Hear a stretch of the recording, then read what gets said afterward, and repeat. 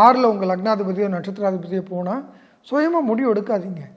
யார்கிட்ட அறிவுரை எடுத்துக்கலாம் அப்படிங்கிறத கூட ஜோதிட ரீதியாக தெரிஞ்சுக்கோங்க. உங்கள் லக்னம் என்னன்றது பொறுத்து தான், இந்த நட்சத்திராதிபதி என்னன்றது பொறுத்து, லக்னாதிபதி யாருன்றது பொறுத்து தான் யார்கிட்ட நீங்கள் அட்வைஸ் எடுக்கணுன்றது கூட இருக்குது. இதுக்கு தான் ஜோதிடம் படிங்கன்னு சொல்கிறோம். அப்போது அறிவுரை யார்கிட்ட கேட்டுக்கணுன்னு கூட இருக்குது. நீங்களாக முடிவெடுக்க வேண்டிய நேரம்னு இருக்குது, நீங்கள் முடிவெடுக்கக்கூடாத நேரம்னு இருக்குது. சரி, ஒரு சூழ்நிலையில் மாட்டிட்டோம், வாங்கிட்டோம், திருப்பி தர முடியல. இது தவறுன்னு முதல்ல புரிஞ்சுக்கோங்க.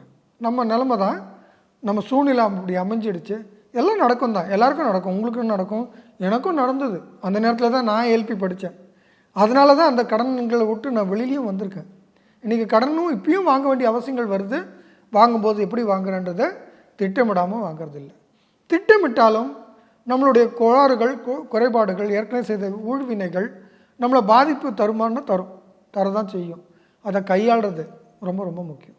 அப்போது அவசியத்துக்கு வாங்குறேன்னா, அவசரத்துக்கு வாங்குறேன்னா, இது ரொம்ப முக்கியம். இந்த அவசியம், அவசரம், இந்த வார்த்தைகளை நல்லா யோசித்து பாருங்கள். உண்மையிலேயே அவசியத்துக்கு வாங்குறேன்னா, அவசரத்துக்கு வாங்குறேன்னா, அவசரத்துக்கு வாங்குறேன்னா எனக்கு என்ன தேவைன்னு உணர்ந்து எனக்கு தேவையான அளவுக்கு கடன் வாங்குறேன்னா, தேவைக்கு அதிகமாக கடன் வாங்குறேன்னா, இதை தவிர்க்க முடியுமா, தவிர்க்க முடியாதா? இதை சுயமாக சிந்திக்க முடியாத பட்சத்தில் தான் தவறான அவசர கதிக்கு ஒரு முடிவெடுக்கும்போது கிடைச்சதை வாங்குவோம். தேவைக்கு கம்மியாக வாங்குறதும் தேவைக்கு அதிகமாக வாங்குகிறதும் ரெண்டுமே தப்பாக போயிடுது. என்ன தேவையோ அதுதானே வாங்கணும்.